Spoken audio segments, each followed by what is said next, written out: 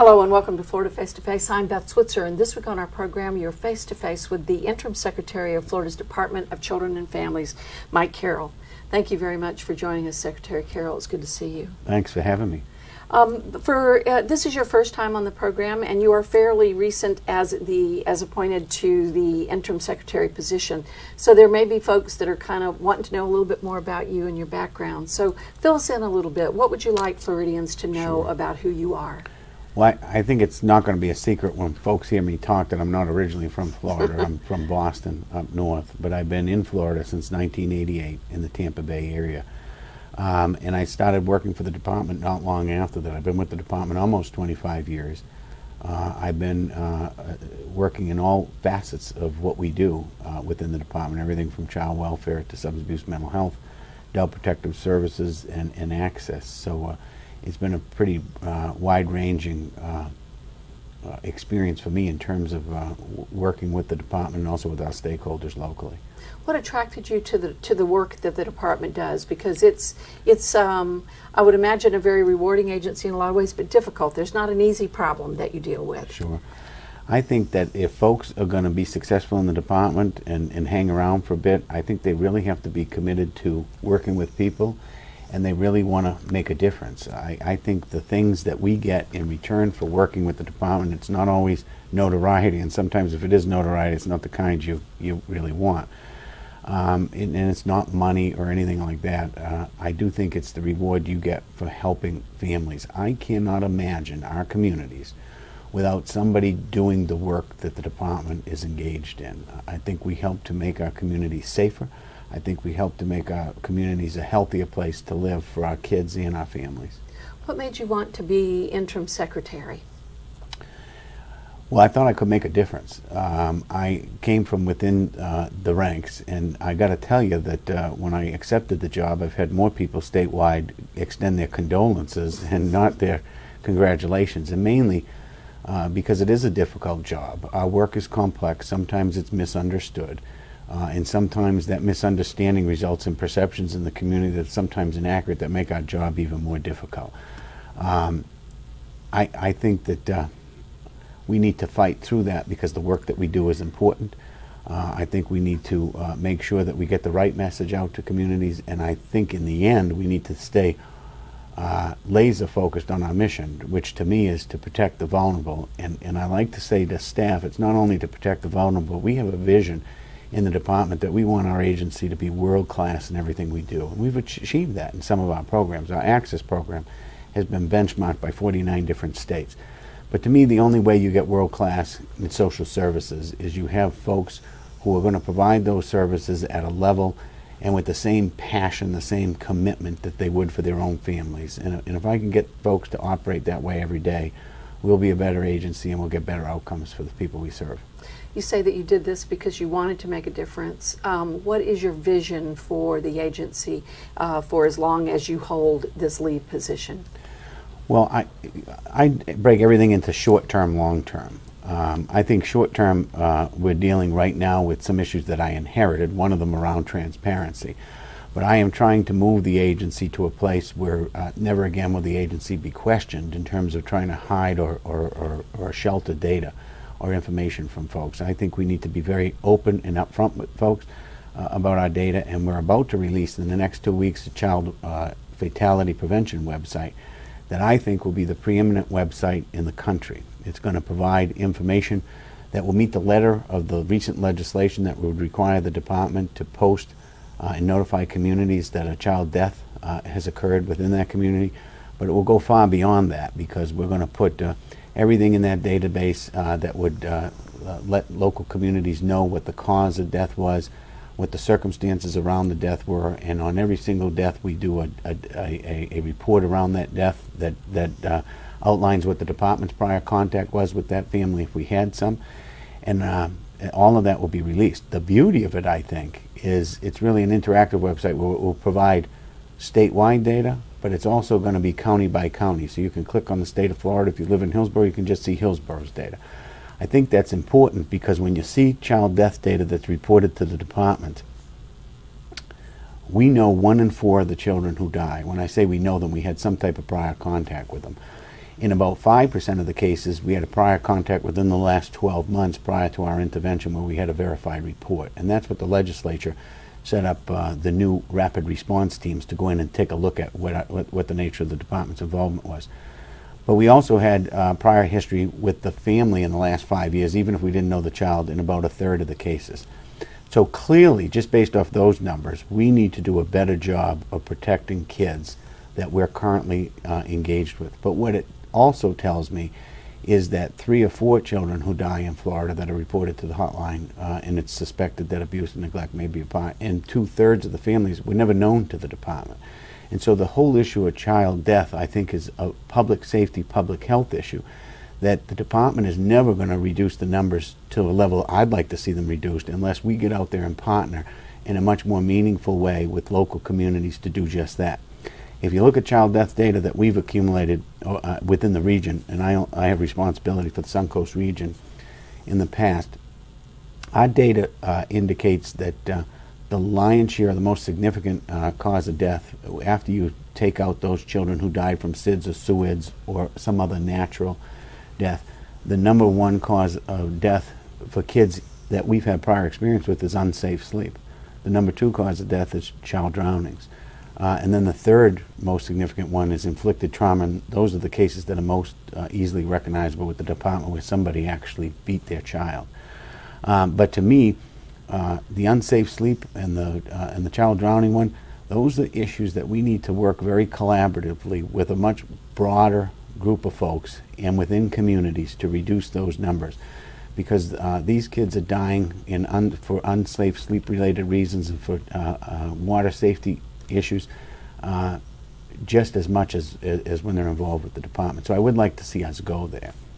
How do you deal with confidentiality issues and all of these details? Because with these child deaths, as you mentioned, there's also a family involved, and some of that information is also being reported. So how do you balance all that out? What are the challenges that were presented to you in trying to put out the information you'd like to put out? Well, I think that's one of the biggest misconceptions about the child welfare system is we have on a federal level, federal legislation, CAPTA, and then we have state law that really attempts to balance that. Because there are many children who do die. It's not the result of abuse and neglect, even if the department investigated, it's found not to be. And those families and those children and those surviving children have some right to privacy in their cases. And so we have to balance that where we need to get out enough information so that the communities know what's happening within their community. We have to let enough information out so that that will inform their local prevention strategies. And in those cases that we had involvement in where we didn't do a good job, where we could have done a better job, we need to get enough information out there that will be very transparent about what our issues were in those cases and how we can get better. But it is a line that we straddle all the time, and we make decisions all the time. I had a decision to make last week where we had a piece of information in an incident report that technically by law could have been released, but the local law enforcement in that community was actively looking for the suspect and asked us not to release it. So we made the decision to honor that law enforcement request, and we didn't release it. Those are the types of decisions we make every day where we try and balance the public's need to know the information versus protecting the rights of the families involved for their privacy, and also for law enforcement's, particularly in child deaths, every one of these is investigated from a criminal aspect as well. And we need to protect those investigations. So it really is a balancing act. With all the different types of deaths reported on this, what is your ultimate goal? I know it would sound like that it's an increase in prevention efforts, as you mentioned, the unsafe sleep, as you mentioned, drowning deaths, that maybe there's a focus on that, there may be a focus. And then with the ones that as a result of abuse and neglect, what is the ultimate goal that you have for the release of this data and making it available on a website? Well, the ultimate goal for me is community by community. I want to significantly reduce or even eliminate preventable child deaths. And that's a big one of those audacious, hairy goals that we're going to go after. I don't know if we'll get it anytime soon, but that's what I'd like to do. I do know within those cases that we deal with, we've looked at this data extensively using a lot of data analytics, and we've identified the profile of those kids that are most at risk. 89% of the children that we deal with within the department that die are actually 3 years old or younger. Many of the families have a substance abuse issue, which then triggers a domestic violence issue. Many of the parents are 26 years old or younger. In many of the instances, there was a paramour involved, a boyfriend who wasn't related to the child. And so we've, over time, and using data from all of the child death data over the past 7 or 8 years, we have developed a profile that really hones us in on those children and families that are most at risk. For the first time, we've built it into our FISFIM, which is the SACWA system, which the feds require in every state, and it's where all of our child welfare information has to be gathered and stored. We now have a query system in there. It was developed about 8 months ago, so if you're a manager sitting in an office, you can now press a button and it will sort the data out so that you will actually see those families that meet that profile. What that provides us is an opportunity to make sure that we're reviewing those cases, we're engaged at the appropriate level, and we're making sound decisions as it relates to child safety. We have developed, in conjunction with our partners in Pinellas and Hillsborough, Pasquary, Eckerd Community Alternatives, a rapid safety feedback approach, which allows us to insert ourselves into those cases when decisions are being made. One of the issues we have that I think drives this, and why I think child welfare is more complex, and none of the answers are black and white. But in our case, when we looked at casework and we said, well, we didn't do a good job, our automatic response in the past used to be, well, let's get better training to folks. But we work in an environment where we have a high level of turnover because these are stressful jobs. People are working 24/7. And so with this constant churn of workers, providing additional training to folks, it's just not the answer. So rapid safety feedback, what it does is it brings our most experienced practice experts and inserts them into these highest of high-risk cases when decisions are being made, and they're able to review real time before a poor outcome occurs, but they're able to review in real time what type of information was gathered, do we have all of the information necessary to make a good assessment around child safety, and is our decision making around child safety sound based on the information we gathered. So we think in the short term that's really going to help us, because to me, I have challenged both the folks within the department and our community providers that we work with. In the short term, we want to do one thing. We want 0 preventable child deaths in open, active cases. I think that's where you need to start. So those families that we're actively involved in, we need to eliminate preventable child deaths. Then we need to look at the 12 months immediately following our intervention, because if our interventions are effective and we're using evidence-based practice, you would think that there would be some sustainability to that behavioral change that took place.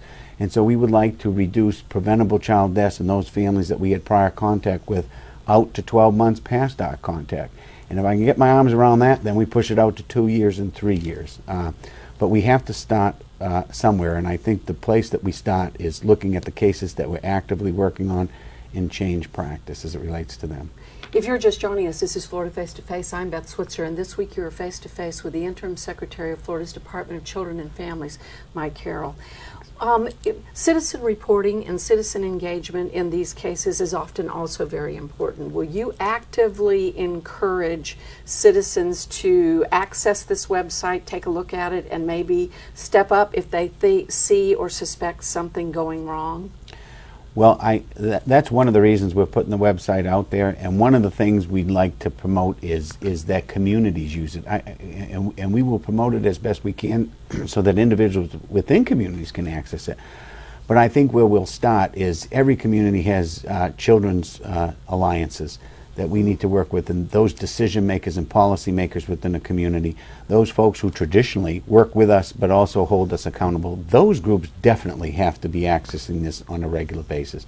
And I think the department has to really encourage and promote the use of this, both at a statewide level for systemic issues, but at a community level for prevention strategies.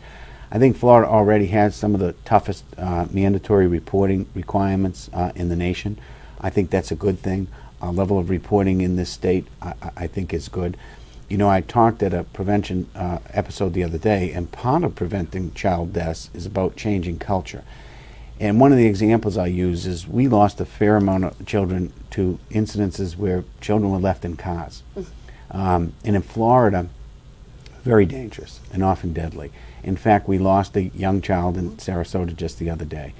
And we see that a lot. But I can tell you the culture's changed to a point where nobody anymore will walk past a car, see a child in the car, and not do something, not take action.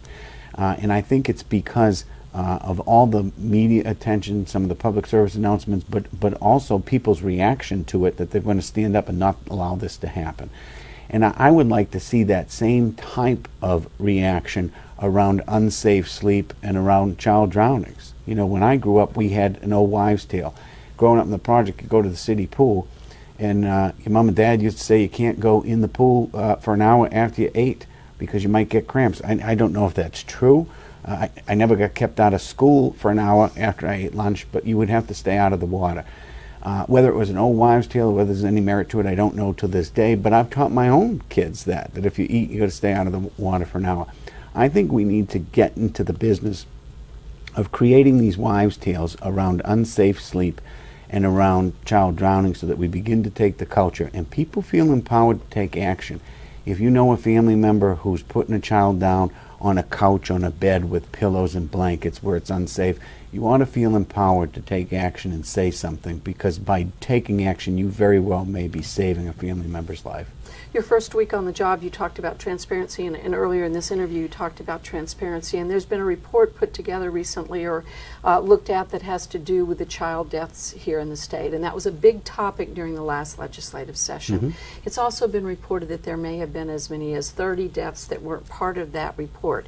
You have said that that those who are worried that there was a cover-up involved, that it's been misinterpreted. I want to give you a chance to respond to the reporting of that, how transparent you think it is, and describe the department's efforts in trying to be transparent in dealing with this large number of folks, of children who have died in the state over the last few years. The issue in question is around 30 incident reports that weren't put into the incident reporting system in Southeast region. That was the original report. It's actually 26 deaths in Southeast region that would have resulted in 25 incident reports because there was siblings in one case. 4 of the cases occurred outside Southeast region.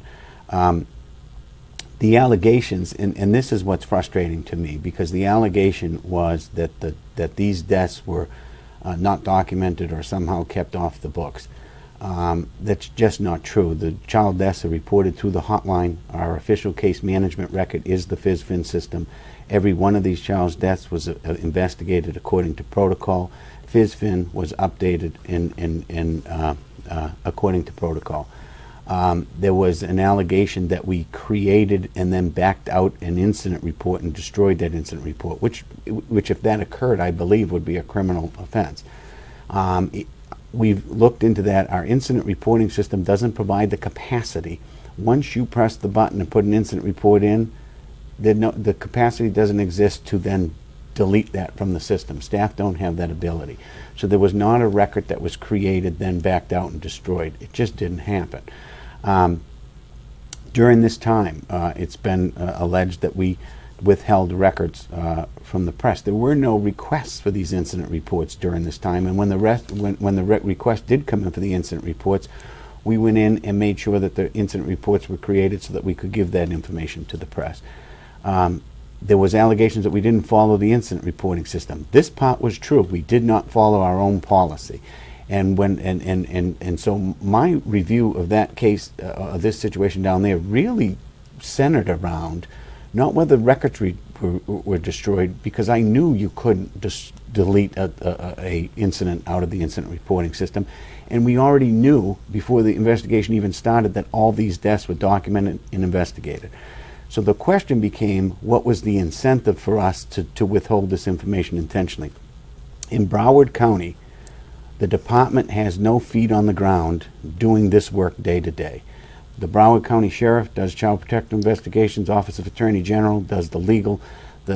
We have local child protection teams, we have local guardian ad litem, local case management and community-based care lead agencies that work that case. We make zero decisions from a department standpoint on child safety issues in that community. We'd have no incentive to hide information in Broward.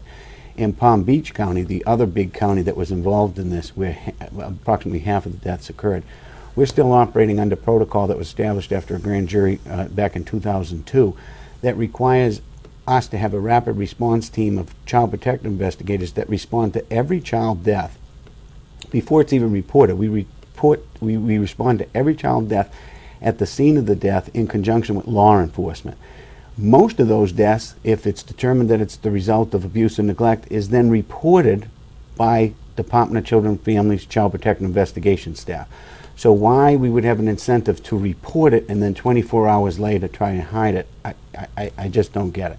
We did withhold or fail to enter the incident reports into the incident reporting system because the administrator down there felt as though there were security issues with the incident reporting system. We didn't have the same type of audit trail that we had in our official case management system, the SACWIS, the statewide federal system. And we had a notification system that wasn't allowing folks to update the notification. So if you were on the notification list and you left the department or you transferred, we couldn't get you off the notification list, so you continued to get notified and quite frankly got access to information that you really didn't have a right to see. We've taken steps to fix those security issues. I think it was ill-advised by our administrator not to enter this information at a statewide meeting in February. And again, to me, this speaks to intent. If we had an intent to hide the information maliciously, to hide it from the press, they would not have come to a statewide meeting that included people from all around the state, including external stakeholders to the department, and they basically briefed everybody on what they were doing and why they were doing it. At that meeting, it was determined that they should probably go back and stop putting them in the system, but everybody agreed that there were system issues that we needed to address. Again, it just doesn't coincide with this theory that there was some big conspiracy. And so we reacted to close it. I was a little irritated, I got to tell you, that after that meeting we didn't then go and immediately put the incident reports in, because if we had, I don't think you and I would be talking about this today. But that was our biggest failure. I'm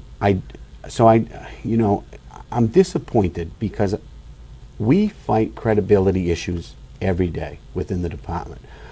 I said it earlier, and I believe it, that our work is complex, it is often misunderstood, sometimes misrepresented. And so when we shoot ourselves in the foot and create those misperceptions ourselves, it's kind of infuriating. So that's where I was. I did take action against the administrator down there, not because I thought that he was unethical or not that I thought he was destroying records, because the fact of the matter, he wasn't. But he did make a decision, I thought, that put the department in a light where now we're having to defend ourselves against a perception that's not accurate. And it doesn't help our cause. And quite frankly, we in the department have got to get back to the business of improving case practice, improving decision-making in cases, and protecting kids. And as a department, and I know I'm going on here, but this is a subject that's near and dear to me. Since that occurred, we have created a child fatality specialist and located them in Tallahassee so that they are going to become the focal point for this type of reporting statewide. We've updated the incident reporting system and our protocols around reporting child deaths. We've established single point of contacts in each region so that the death reporting within each region will be consistent. And not just when and how, but if you looked at the incident reports that were being completed, depending on who was doing them around the state, the depth and breadth and the quality of information in them, the variance was out here like this. And so we've taken action to close that variance. And then I think when folks see the website that we've produced, where we will literally put every child death for the past 10 years out into the open, and for folks will be able to see the death reports associated with those child deaths, I hope that we can finally put this issue to rest, because the real work of the department is protecting kids, and the work we do every day to do that. And I do think that transparency is important, but it ought to be taken for granted. We ought not be fighting about it every day. We've only got a couple of minutes, Sure. And you just came from a bill signing. There was a lot of action taken with regard to your department during the session, but I do want to talk about the bill that was just signed that has to do with human Sure. trafficking and the department's relationship. We've only got a couple of minutes, but there will be safe houses and some services available for victims of human trafficking. What will the department be doing? Well, I think that we'll be working to establish a continuum of services for the girls, sometimes boys, but it tends to be overwhelmingly girls that we're dealing with. I think the legislation several years ago that began this process was good. We did a lot of things in the interim before this legislation. Some worked well, some didn't. I think the legislation that passed this year is a recognition that this is a serious issue and that we didn't really have a one-size-fit-all solution, or there shouldn't be. And if you look at this legislation, what I really like about it is there's a recognition that all the victims of human trafficking come to us and they're in different places and they have succinctly different needs. And so this legislation really allows us to build a continuum of care depending on the unique needs of the child. So it's everything from a certified single foster home where we can set some of these victims up with a mom and dad, nobody else in the house, all the way to the back end of the system where we have to have safe houses that not only provide treatment and service to the girls, but some level of protection, because there are still pimps and others out there that are trying to continue to abuse and manipulate these young ladies. So I think it's a huge move forward for this state. I think it's a big, bold move. I think the department has a lot of work because evidence-based treatment with respect to victims of human trafficking is few and far between. And so we have tried some things have worked. We'll continue to try some things, but I think this legislation takes us forward in a way that we haven't been before. I hope that you'll come back, Secretary Carroll, so that we can talk about child protective investigators and the new money for those investigators, as well as the legislation on sexually violent predators. So we hope you'll come back real soon. Absolutely. Thank you so much for joining us this week for Florida Face to Face. And thank you very much for joining us as well. I'm Beth Switzer. We'll see you next time. Bye-bye.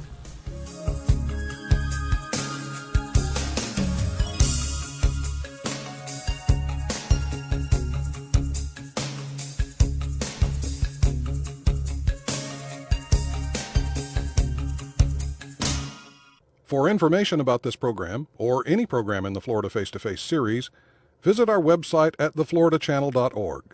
We invite your comments. You may email us at florida@wfsu.org.